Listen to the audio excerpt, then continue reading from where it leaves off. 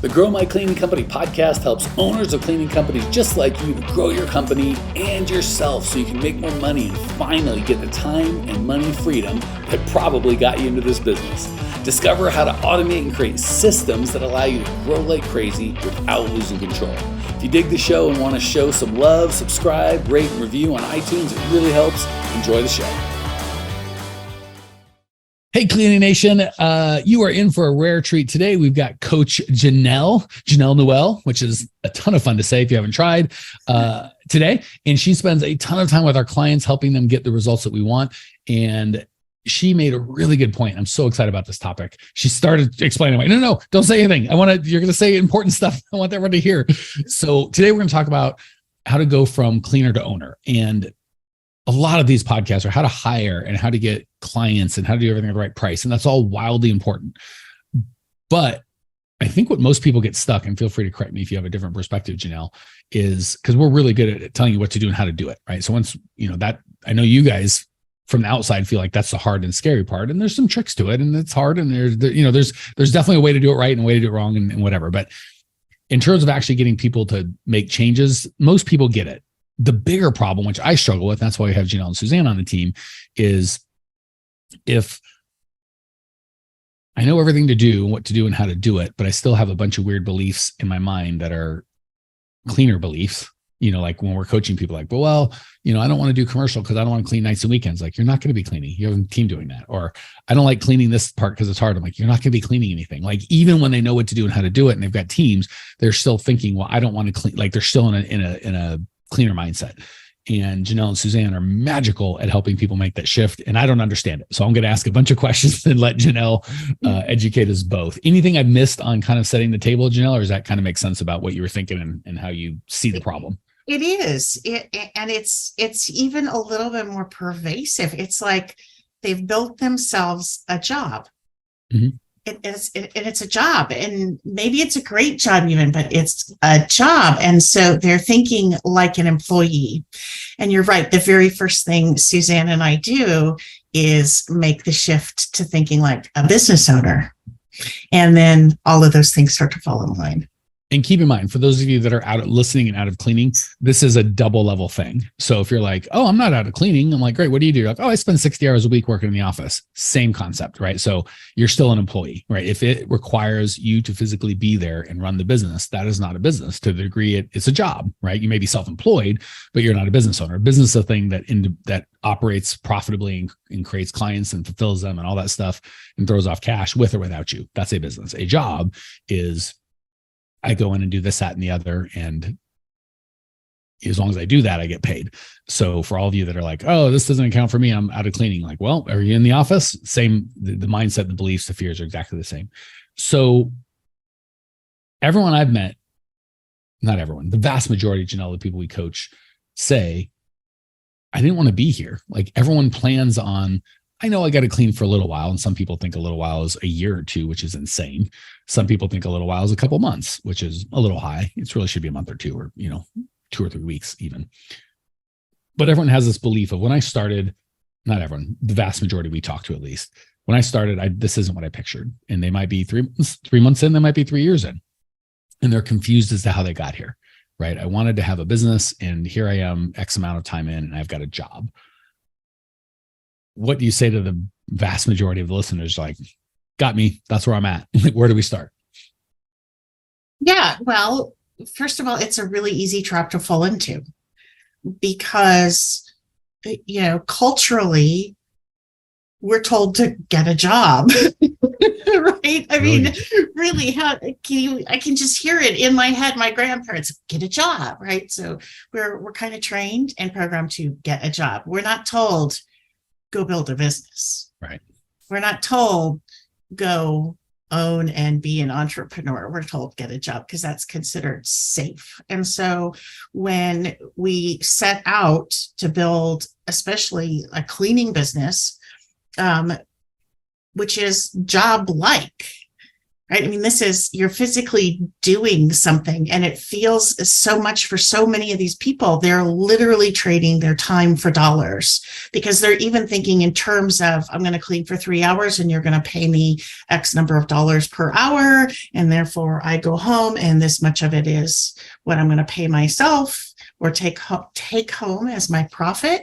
And it is a total trap, because you're an entrepreneur, right? You're an entrepreneur, and it is not time for money. It's not about, even if you own the business, there's not the security that we give to the word job, right? So again, like this mythology that has been handed down to us. And I want to kind of bring this in, because so much of what we hold as true in our mindset, in our subconscious, and we wrap it around this idea of safety, is given to us from legacy of our parents and our grandparents. And in those generations, you had a job, you worked for a company, you got benefits, you were taken care of, you had a retirement, right? It was safe. It was the safe thing. Job equals safe.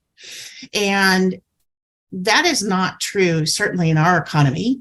It's not true of the gig economy. If you are an entrepreneur and you own the business, even if you're working in it, it is still not safe. If you are working for a big company, I mean, look at the tech layoffs that are happening right now. Even if you have a good job and it's paying and it's got benefits, it's not the safety that our generations that come before us have had around the word job. And so as an entrepreneur,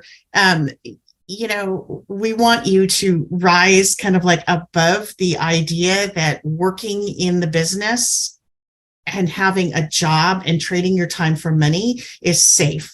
The only way to be safe as an entrepreneur is to literally be the owner and take that huge, scary leap, which gets you out of your hands working in the business. Take yourself out of the job and make yourself the owner and have the vision for everybody else. You are then creating safety for everybody else. And by doing that, you're creating safety for yourself. So let me give a quick story that I think will illustrate that, a quick definition, and then you can kind of tell us what the next step would be. Like once we kind of start shifting that piece of the mindset, what's next? So the story I have is I remember when I bought or started a car dealership, and I'd had, 10 or 20 years of high income tax returns as a business owner. And I went to get a car loan for something, because we had not a car loan, a house loan. We had because we had a bunch of money, on, $1 million of cars on the lot.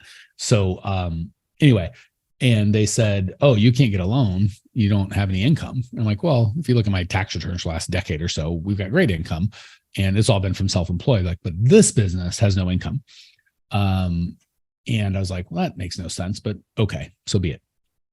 And a week or two later, one of my employees came to me and said, hey, I need a pay stub or some sort of paperwork for somebody, something I had to handle because I'm getting a loan. And that person had no problem getting a loan.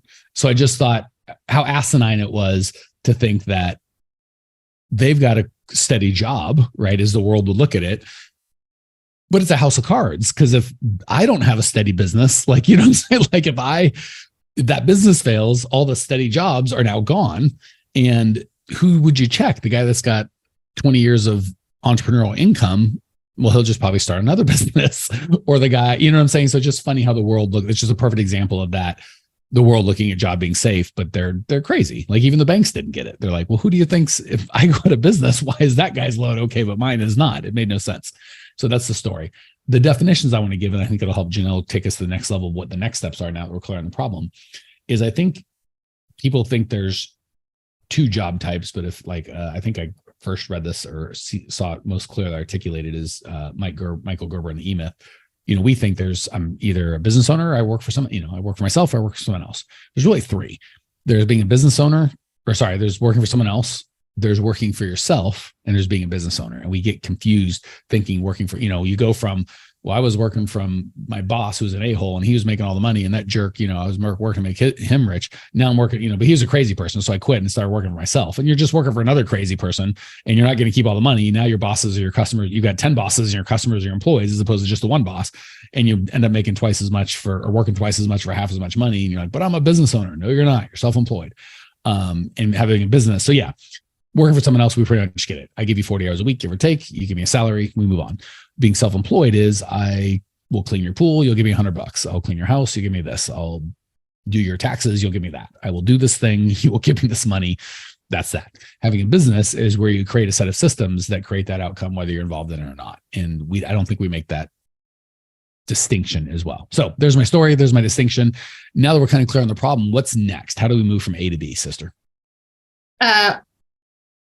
Honestly, I think it starts sometimes with letting yourself have the vision, letting yourself have the dream. So until we can see the possibility that, I actually don't have to work time for money, like self-employed, right?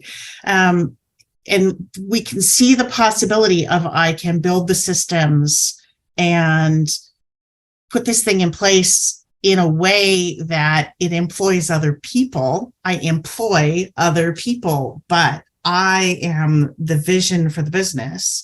So let me push back and get some clarity on that, because I would agree with most of that. Of course, we have to have a vision, no question. Like there's who could disagree with that? I think the nuance that I get stuck on that I want to make sure people get is I think they do have a vision. They know what they want, but they don't hold on to it. So they kind of have this schizophrenia of, I see what I want. I've got this feeling of waking up and being able to go to the gym and being in control of my life and not having this thing run me and go on vacation. Like they have that, but then their day-to-day doesn't mirror it at all. So it's not that they don't have the vision. It's like, I don't know if it's that they don't believe in it, or, you know what I'm saying? Like if I said my wife and I, or my fiance and I are engaged and but you're like, when are you going to get married? I'm like, I don't know. And what are you doing tonight? I'm going out with this other girl. And like my life just, you know what I'm saying? You wouldn't have a lot of belief that was going to be a thing that happened in the world. But if I really was engaged, like we're getting married on this date, I'm so excited. We've got plans. I bought the ring. We're going, they would line up. So I think a lot of people have this vision of, I'm going to be married. I'm going to have a business that's whatever, but their day-to-day doesn't match it at all. So it's not that they don't have a vision. It's they don't believe in it or they don't act accordingly. Am I talking crazy? Are you getting into, is this been your experience as well, Jenell? It is, because of course the actions have to align with the vision. The very, very first thing is you have to be able to see yourself married. Yeah, right? that was what I was trying to say. That's exactly right. Like they don't you have to they be see able it to see other yourself people. married. Like I believe it at some point, but I think they really don't believe it. Like, yeah, it'd be like if I asked my wife, she said maybe. And I'm like, oh, I don't, or, only if you'll buy $100,000 wedding, but I don't have 100. Like we see it and we want it, but it's more of a hope than it is a vision. I think it's I wish I could have this. Mm-hmm.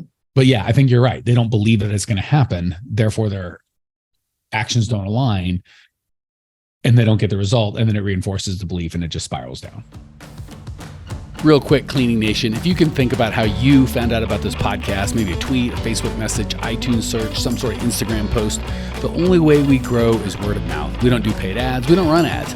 You are it. The only ask I have is if you're getting value, share the love. However you found out about this, if it's a review or post, whatever it is, do that. Pay it forward so the next cleaning company owner can change their life as well.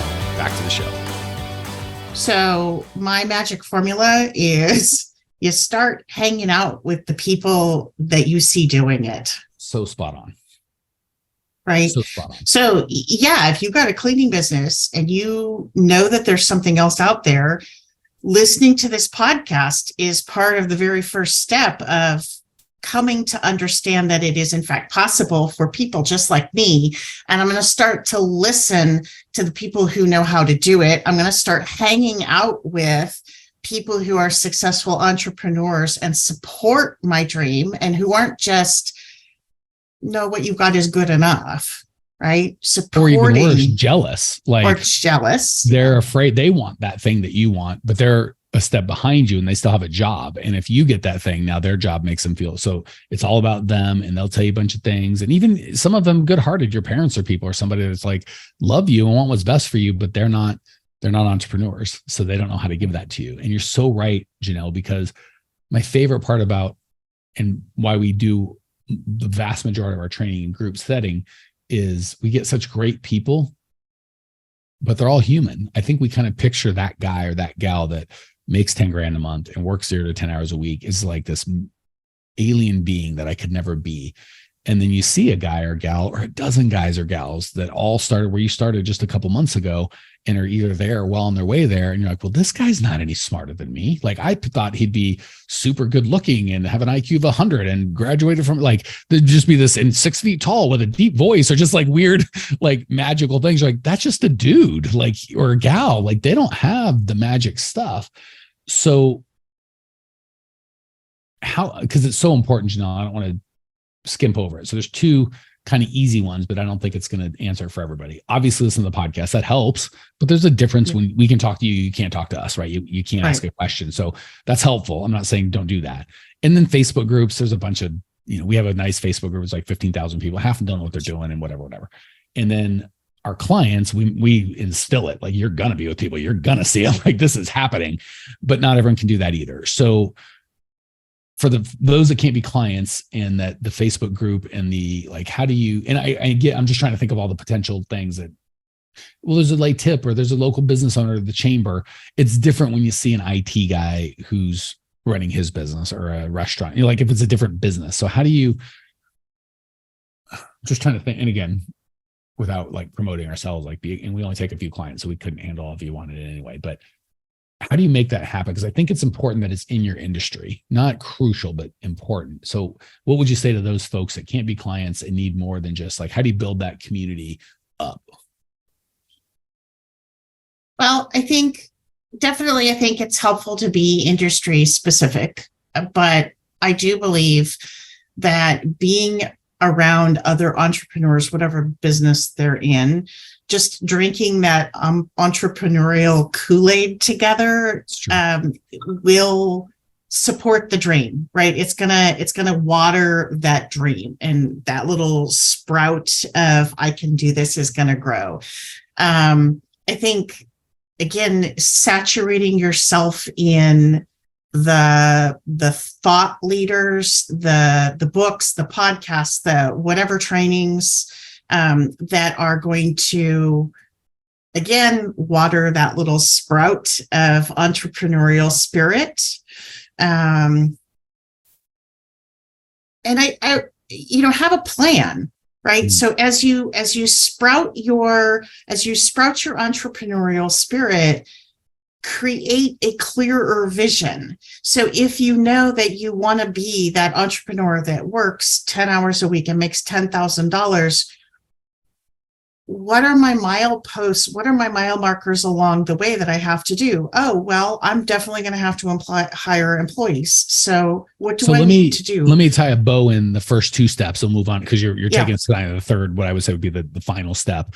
Let me just make sure we wrap. So step one is giving yourself permission to have a vision of you, right? Because if we every day are cleaning toilets, it's really hard to hold a vision of a different life. So you've got to make sure that you're holding that vision. Step two, and in my opinion, steps 2 and 3 are really just ways to reinforce that vision that you have. Like we said, if I don't spend time with my wife, or she doesn't like me, or we never talk or plan for a wedding, it's going to be hard for me to believe we're going to be married at some point. But if, we're going wedding shopping and picking venues and inviting people, like, my certainty that that's going to happen kind of goes up.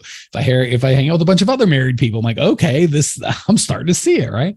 But if my wife and I are the only people that have ever gotten married, if anyone we know, everyone I hang out with and never ever have met is single, that's really tough to see that. So step 2 is hang out with people. And you made such a good point. I think the way I would sum it up, and feel free to correct me if I'm putting words in your mouth, just curate your influence. So podcasts, books from thought leaders, really helpful.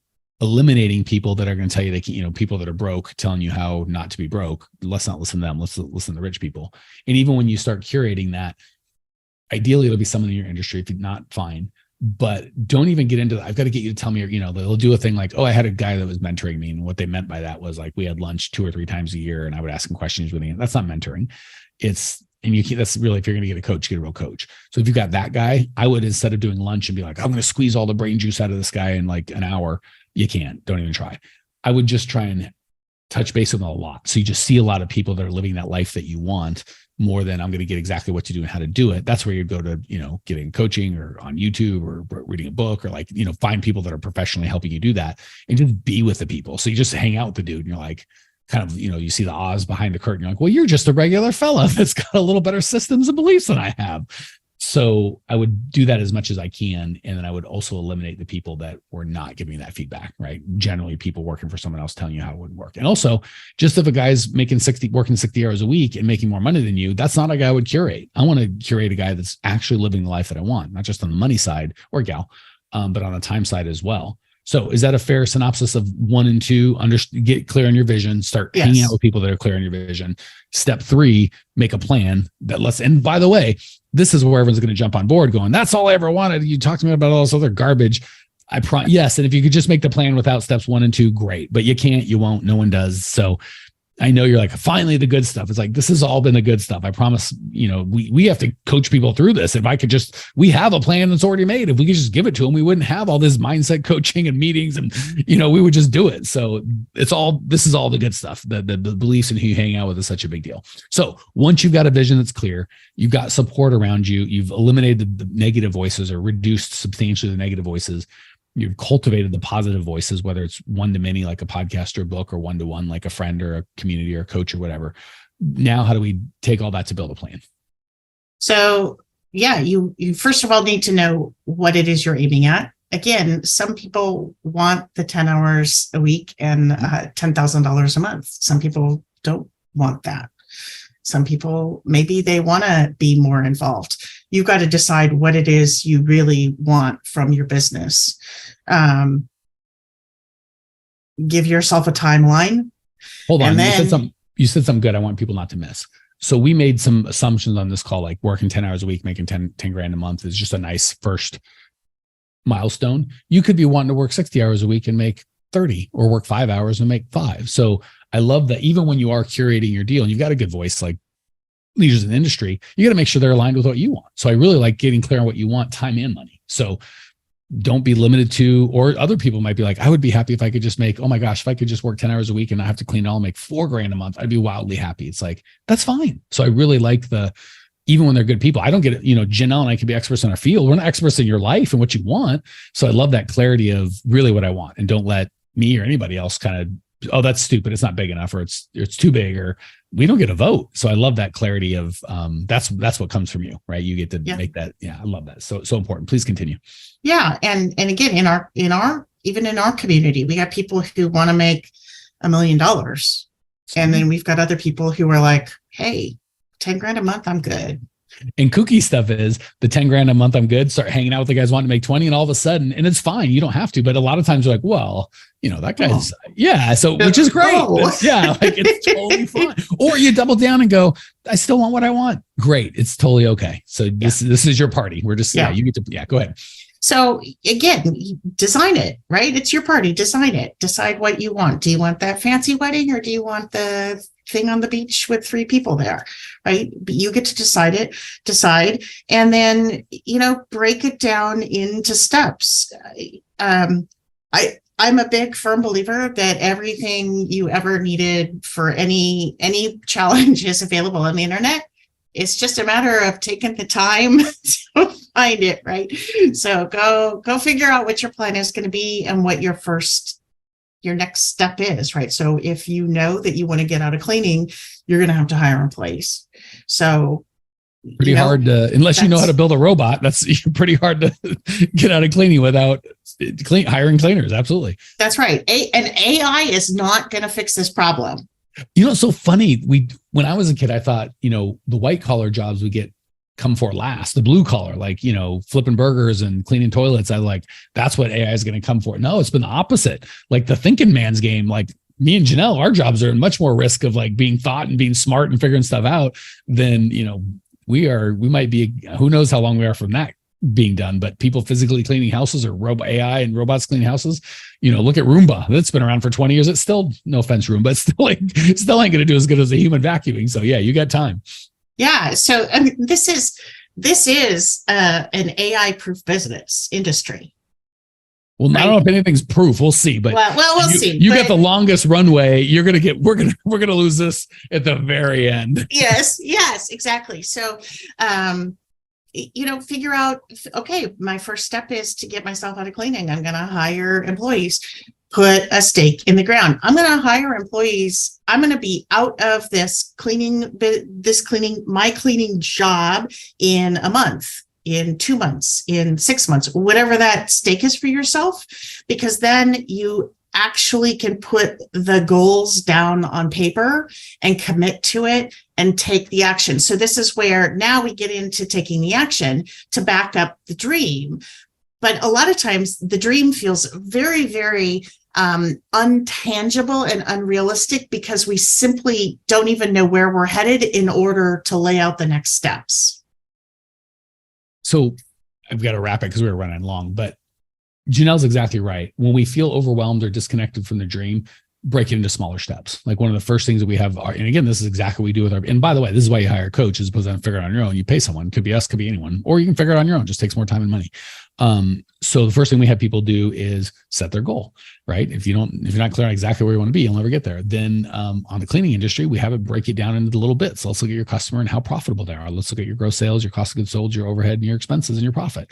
Once we do that, we look leads, bid, sales, applicants, interview starts. How many do you need of each of these things? So when you start breaking it down, if you're like, I want to build $1 million company in a year, it's like, that's overwhelming. But if you're like, well, I need to get 32 leads a month, give 11 bids and take on 7 new clients that'd be more residential and commercial every month. The next year, like, okay, I can do that.